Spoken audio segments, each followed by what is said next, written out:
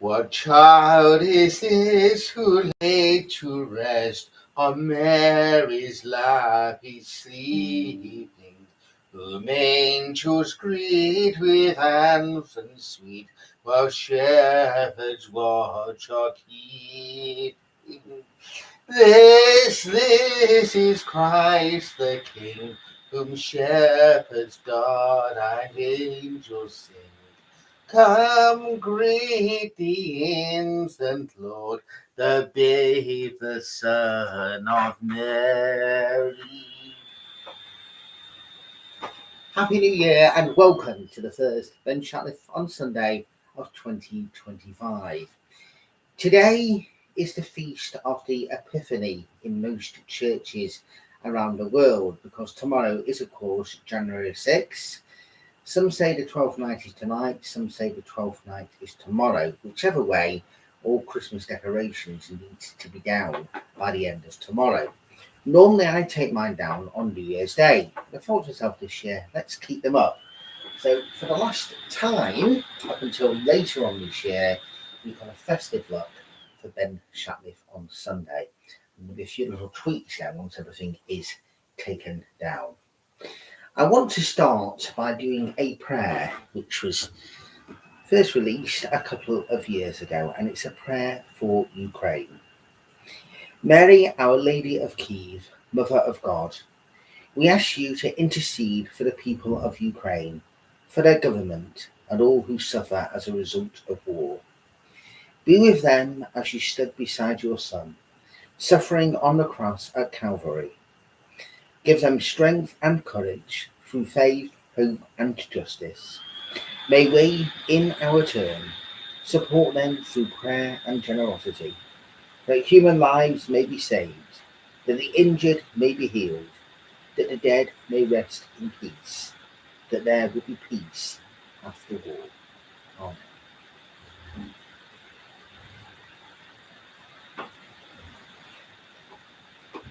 We hope that during this season of 2025 on Ben Shatliff on Sunday, that we'll be saying that there is peace in Ukraine. We also hope we'll be saying that there is peace in the Middle East and the world itself will have peace.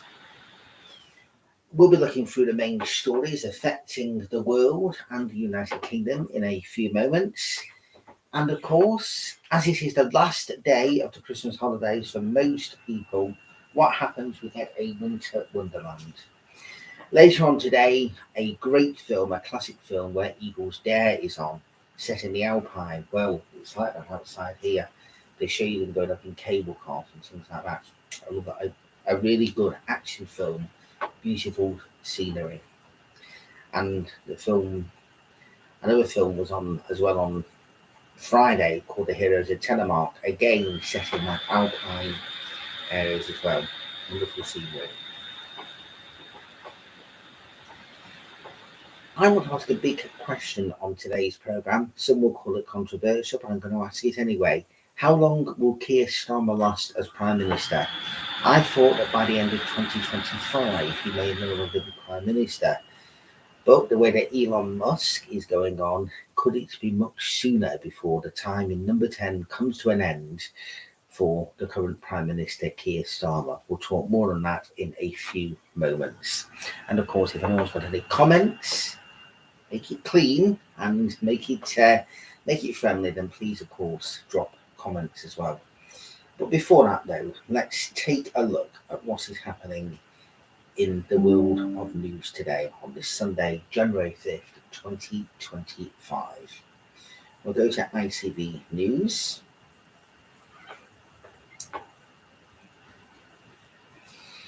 Now, the weather is dominating the news. Whenever we get any kind of weather, it always dominates the news. There's no ifs or buts about it whatsoever. Even if we get a nice, clean blue skies with gorgeous sunshine, there's some kind of an issue, but the weather is dominating the news.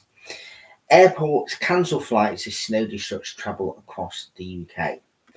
Airports across the country have been forced to cancel flights as heavy snow brought travel disruption across the UK, with numerous weather warnings still in place.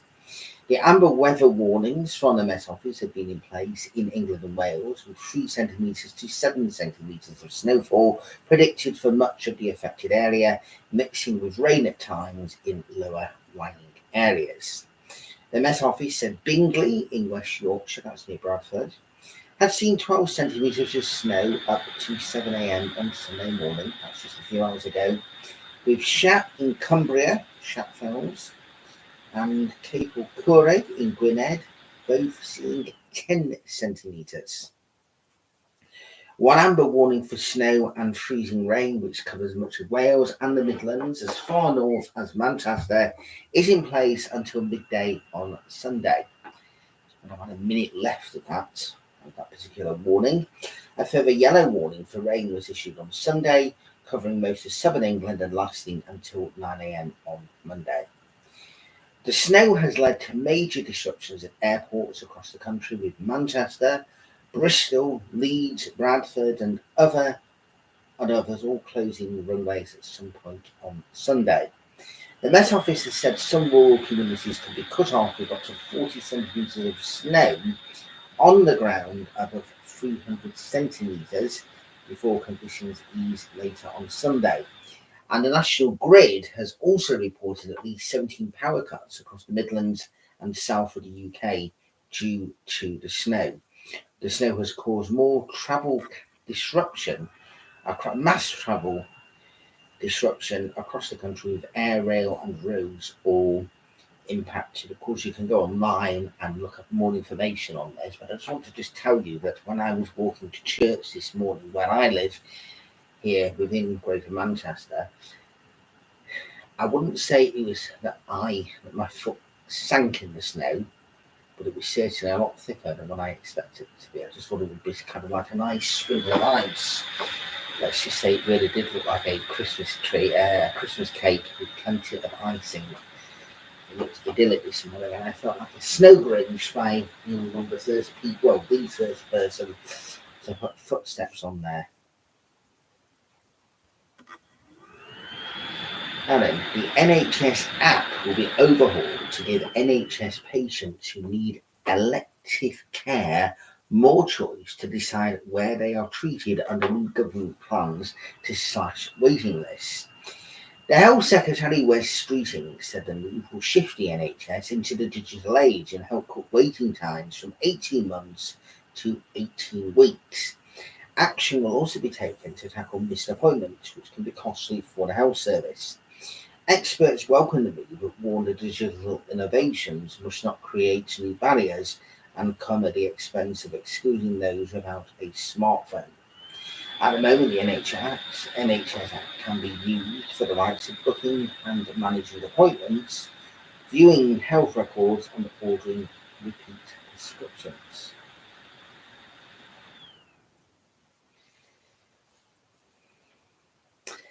William, Prince of Wales, has said he and Catherine, Princess of Wales, are shocked and saddened by the death of his former nanny's stepson in the New Orleans attack. Ed Pettifer, the 31-year-old stepson of William and Harry's former nanny, Tiggy Pettifer, formerly known as Tiggy Legberg, was one of the 14 people killed in the terrorist attack on January 1st that left dozens more injured. Mr. Pettifer's half-brother Tom is a godson to William and was a page boy at the wedding of the late Prince and Princess of Wales. I'm sorry, I do apologise. I've misread something then. I will just start again.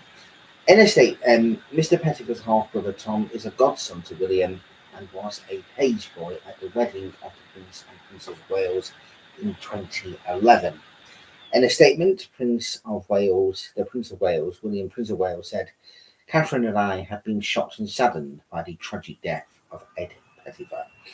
I want to offer an apology there in relation to the way in which I read that story. I don't know if I was getting confused about thinking of the late Princess of Wales, Princess Diana, or if I just read something there in one particular way. So I do apologise, and I think it was just I don't know, I somehow said late, and because of course all our thoughts are wishing both His Majesty the King and the Princess of Wales, Princess Catherine, a complete, full recovery with their treatment. So I do apologise there again.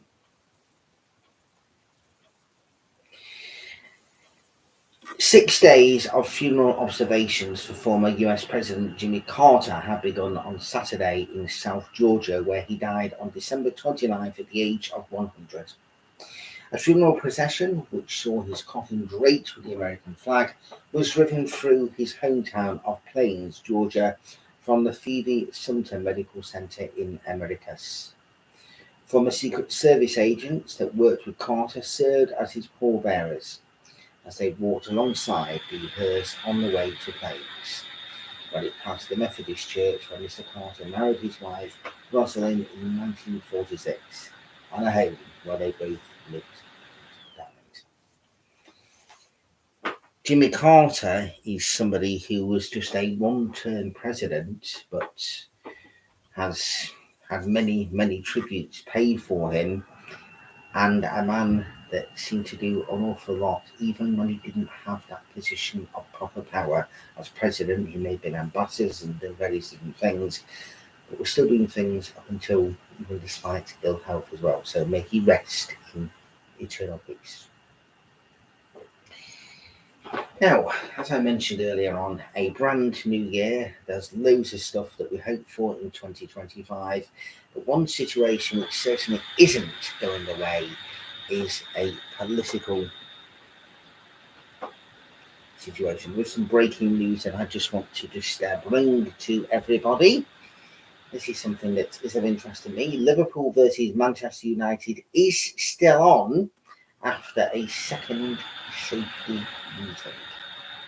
Not necessarily even about the pitch itself, it's about everyone that's travelling to and from the ground. So a very, very good look there to the best team that play in red. I'll be diplomatic as long as it's one from Manchester. Right, okay.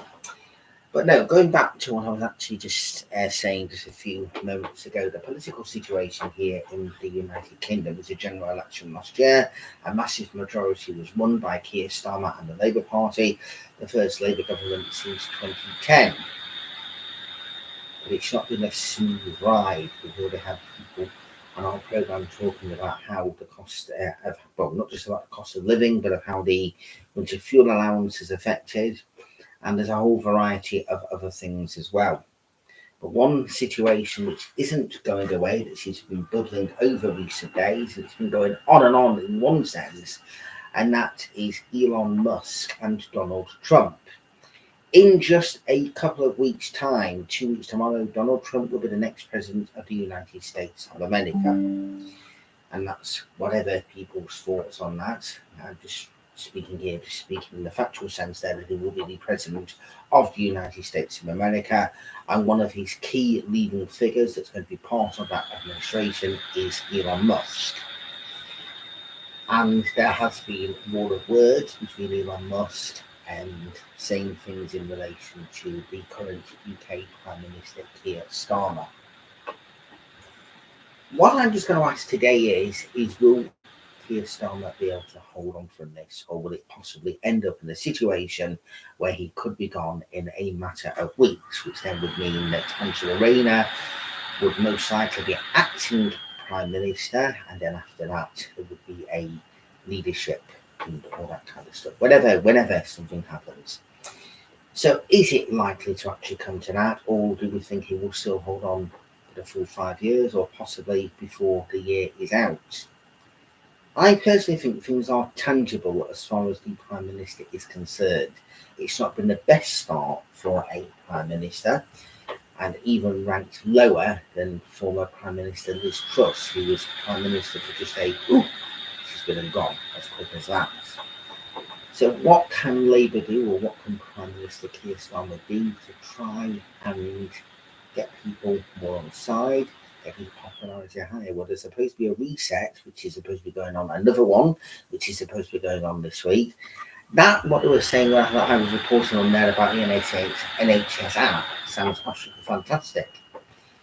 And I would never ever make any criticism of my own personal surgery where I go to, because they are absolutely fantastic. And at times when during COVID, when people said, "Oh, it's a bit difficult to try and get in to see patients, to see doctors," if anything, our surgery stepped up even better. They were brilliant beforehand, and they are brilliant. We used to use the Ask My GP, but sadly, due to people abusing it, it wasn't. It had to be taken away. But my surgery is absolutely fantastic, and I've said to GPs in my surgery on more than one occasion, if the rest of the NHS was like the way that you run your surgery, it would be absolutely fantastic. Sadly, it is not. It does need modernising. We know that money goes into the NHS, but we know sadly that money is not going exactly where it should be. And there are lots of very good, decent, genuine people that work in the NHS, but there's also some that necessarily don't do it as it should be. Because I personally know people that work in the NHS, and I don't want to sound like I'm trying to criticise everybody when I say this, but I'm also aware that there are certain situations which go on, we all hear about, which are not as it should be. So something like that would certainly go down very well. An NHS app that works for everybody, and yes, we're going to help pensioners who don't necessarily know how to go online or how to use app to make things easier. So what else could the current Prime Minister do to try and boost his popularity? Could he try to see if there is a way that he could try and make pensioners feel more at ease with him? At the moment they don't. And also try to look at some of the other people that may have been vindicated or may have felt let down, people like farmers and people like that, or also the ones that go out to work hard, but find themselves where their outgoings are exceeding what they actually bring, something more that could potentially be done. I'm not a politician anymore. Those days are long since over, but you can certainly give some ideas of possible implementations, because I do know that people do watch to listen to see what I have to say on here. So I won't say it's a work in progress. In one sense, it is a work in progress, but back to my original question is, will Sir Keir Starmer last very, very long? We will wait and see, but at the moment I'm just saying that things do not look good. But having said that though, we're all aware of what's going to be happening in America. Nobody has said as yet that Americans should not be interfering in the British political system, because if that was to be said, they could say that British people should not be interfering in the American political system. So these things work both ways. One thing that is very, very, very concerning, and I'll say this, and that is how the concern in relation to the relationship from Elon Musk and Nigel Farage with Reform UK. That is a very, very, very big concern. And if we did end up having a general election, would Reform end up winning? I don't think I would call an election for Reform, but certainly with loads of investment of money which is willing to be given, of a possible £100 million, then they've got a lot of money to play with there. So it's going to be a very, very interesting year in a whole variety of various different factors, and I will do my best to stay with you throughout the whole 12 months. I know last year we had to have a few editions where I wasn't able to due to health issues, but I hope to stay with you every Sunday throughout 2025, or at least as much as possible, just to try and keep going. We are still in our third season, by the way. We had a few weeks off last year. We didn't actually have an end of season finale, so it is still officially season 3. Right, well, that is it for Ben Shatliff on Sunday. It's a shame because all these nice, beautiful decorations, the tree, this one here, it's all got to go down, unfortunately, because it's they say this is bad luck if everything stays up longer. So as soon as I've finished, it's a question of literally taking everything down. Thank you very much indeed for staying with us for Ben Shatliff on Sunday. There's even more to come for 2025. I'm still working on various different ideas, and we will eventually do more than just Ben Shatliff on Sunday. We have the facilities to do Ben Shatliff tonight. It's just making sure. What we don't want to do is to look like we run out of ideas and just literally talking away like we do, but we want to just have an actual focus. If you want to come on to Ben Shatliff on Sunday and drop me a message. Instagram, Facebook, Twitter, or X as it's now called, all these different ways, or even just drop a message on there. That is it for today. Enjoy the snow, and we'll leave you, as always, on this feast day, the Feast of the Epiphany. We'll leave you with, and holy is his name. From me, God bless, and thank you for watching. Goodbye.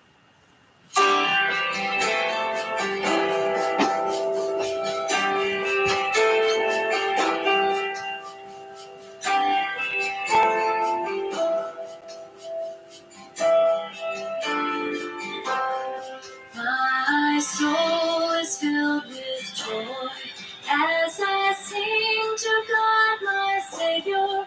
You have looked upon your servant, you have visited